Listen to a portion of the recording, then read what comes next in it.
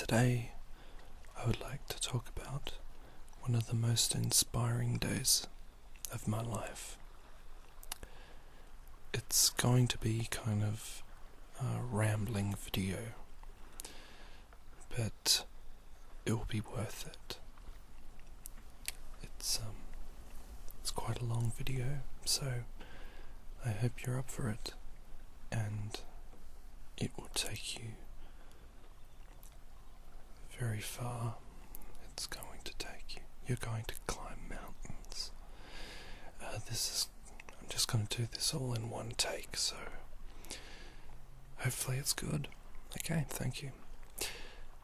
So, where are we exactly?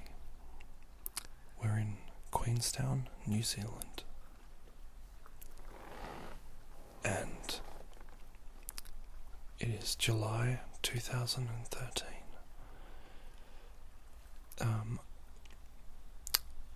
I only had 4 days in Queenstown, and I wanted to make the most of it. This Queenstown is known for being a location of many of being used as a location for the Lord of the Rings films. As you can see, the landscape is very diverse. There's mountains, there's forests, and you can, just by the look of things, you can tell that this was used as Middle Earth. It's pretty easy to see. So right now, this is kind of just 5 minutes out of the town, the central town of Queenstown. Well, Queenstown is the centralized place where most people live.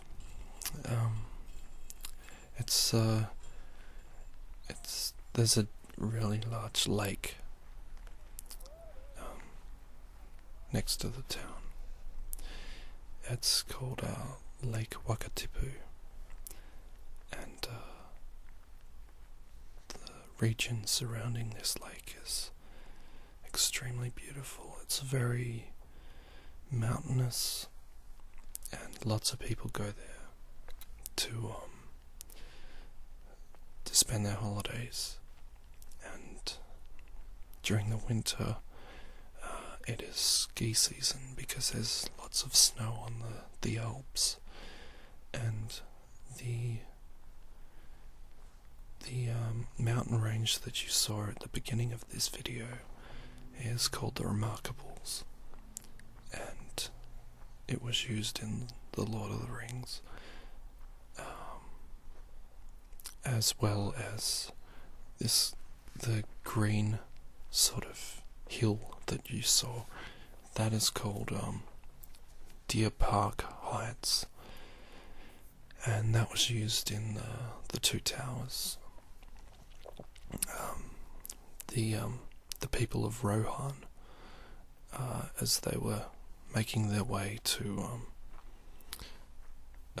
Helm's Deep. I'm going to talk about a lot of Lord of the Rings references during these videos. Basically, that's why I was there, to experience these amazing locations for myself, because I'm such a fan of the films. So right now, we are in a cable car, and we are making our way up to the top of Bob's Peak, which is the highest point. Well, it overlooks Queenstown, basically. It's quite a peaceful journey up there. The cable car, as I have read, is the steepest cable car in the southern hemisphere, which is quite something.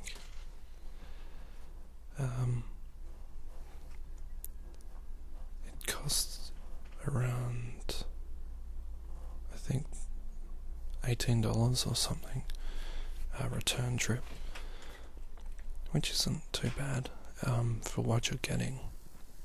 It would take around 2 hours to climb that mountain, and I'm not sure if there is a way up there. It's like I said, it's extremely steep.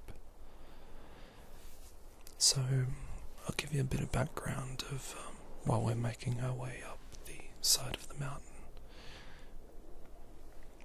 I went to New Zealand just because I'd wanted to go there for so long. I live in Australia, so it's pretty close. It's around 7 hours flight from where I live to New Zealand. And it is pretty expensive, but during this period I managed to find some flights that were pretty cheap. So it was very last minute. I knew I wanted to do this, so I just I booked it on my credit card and just went for it, and that's probably the best way to do things. If I didn't, then I probably would have put it off, and I wouldn't have gone otherwise. Sometimes you just have to jump for it. As I was saying, as you can see now, the Remarkables are in shot right now, and so is Deer Park Heights. And it's amazing when you think about that they shot Lord of the Rings, some of it anyway, a few scenes. They shot it so close to civilization. Yeah, I mean, you'd think for most of it would be out in the middle of nowhere, that they'd have to travel so far to get to any shots without aerials or antennas, any man-made structures in the way. But it is a tribute to the ingenuity of the filmmakers and the location guides. So it does take a while to get up to the top of Bob's Peak. When I was travelling up here, I didn't exactly know what I was going to be doing up there. You can't ski because there's not enough room around there to ski. Basically, you travel up there one way, you have lunch or something, and then you get a toboggan ride down, or I think it's called the luge. It's like a little go-kart kind of thing, and you travel down the mountain. But I wanted to make the most of this day. Basically, I wanted to get amongst the snow, and I was going to find a way of doing it. Another time where you just have to fly by the seat of your pants, or whatever that saying is. Just if you have an idea, and even if it's not in the cards or no one says that this is the way to do things, sometimes it's best just to do it. Go ahead and do it. And in this instance, it was one of the greatest days of my life. I didn't set out to do this on this day. I didn't have any plans. Actually, some plans that I was going to do fell through. I was going to go on a scenic flight. I really wanted to do that, but that they fell through because they don't have any navigation controls or something in the planes. They're only just small planes. There you go, you can see some luge riders going down the side of the mountain. So yeah, my original plans fell through, and sorry, I just gotta close this window.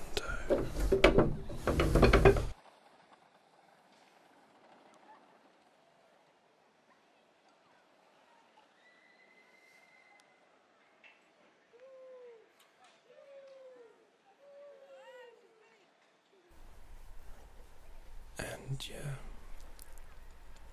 so I wanted to see how far I could go to getting to just play in the snow. I'd asked one of the staff members at the cable cars, and I asked them, what's the chance of playing in, getting amongst the snow, and she goes, it's not too optimistic because there's only a thin layer of snow up there. But I was on my way, so I thought I'd go and check it out for myself. I mean, there wasn't much else to do in the town, and it is a quite nice atmosphere up there. The air is so clear, it's so refreshing, and this is the only, well, if you want to get to snow, you have to take a bus to the mountains and stuff from the town, and I didn't really, couldn't be bothered doing that. It seemed just too complicated, and I needed more time. I think, yeah, I'm amazed at how clear this comes through on this camera. I was shooting with a Sony Cybershot camera. It's amazing the amount of quality that you can get from these rather cheap cameras. So, just the scenery. That's down there is Lake Wakatipu I was talking about before.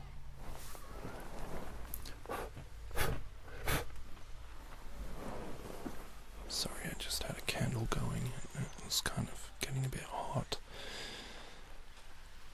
The sound of snow crunching under your feet that's an amazing feeling. It's so soothing as well.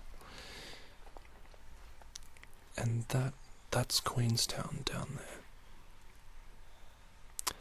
So, and there's lots of mountains surrounding the town, and lots of valleys, and it just stretches on for so long, so far.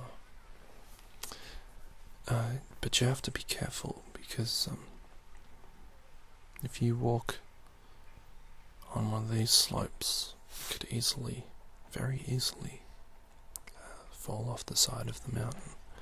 There isn't any really guardrails in place to stop people from exploring. Yeah. And seeing snow for the first time, being in a location where there is snow, is such an incredible feeling, so uplifting. At this point, I didn't exactly know where this mountain was going to lead me. It was just, I was just going to keep walking. I knew I wanted to explore, but there wasn't really any guides or anything around the mountain. There's like a forested area at the very top of the mountain, and it's used for dirt bikes and quad races. There's four-wheeled kind of motorbikes. It's very dark in there, as you'll see. So it looked interesting. I think it said there's kind of pathways that you can walk on So I thought, yeah, I'll keep going until I get tired. As you can see, quad bike operating on this track. They're only allowed to go 15,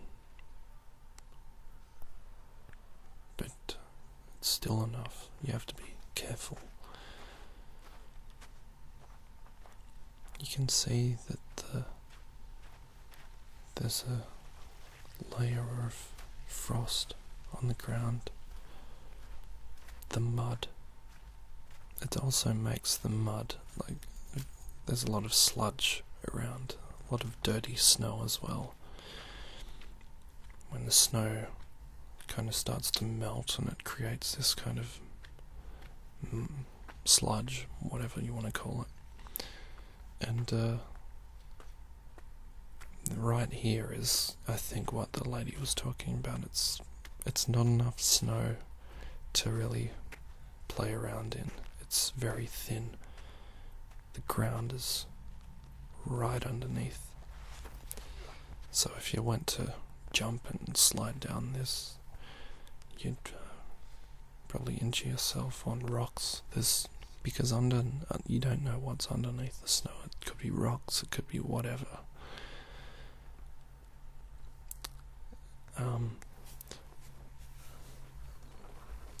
I did notice that I started to get short of breath. It's very... I think the air is thinner up in the mountains. And I'm not used to climbing mountains, so it hit me hard. But before we get up there, we had to go through this really dark forest. And the forest, let me tell you, it was really spooky. It kind of reminded me of when Frodo, in the third Lord of the Rings film, when he meets the spider, Shelob, I think its name is. Yeah, I kind of felt like Frodo going into the wilderness, because this doesn't look like a friendly forest. There was just twigs and bare branches. There was mud. There's no snow in this. There's just, stones. The colour changes. I mean, it's like you're going into another world.